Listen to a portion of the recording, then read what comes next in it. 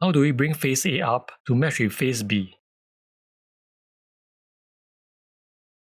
This was a question posted on the forum. The user attempted to perform a replace face and met with some problems. Let's try that. Go to Modify, Replace Face. The source face is a face that you want to be replaced, so select face A. The target face is the face that you want to match up to. Click on the select box and select face B. After confirming, you can see that the whole protrusion is gone, which is not something we expected. In other cases, the replace face fails and throws up an error. Let's delete the replace face feature. For the replace face command to work, the target face has to completely overlap with the source face.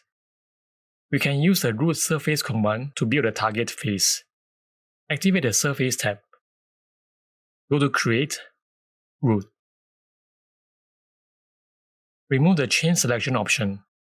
We want the root surface to follow the slope of face B. For type, set to tangent. And select this edge. Adjust the distance until it completely overlaps face A.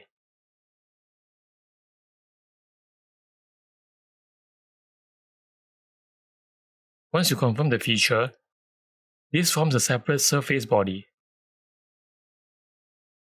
Activate the Solid tab and repeat the Replace Face command. Select face A as the source face. For target face, click on the select box and select the newly created root surface.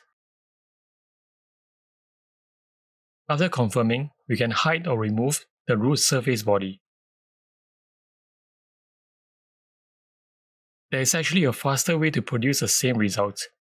Select face A. Begin the extrude command.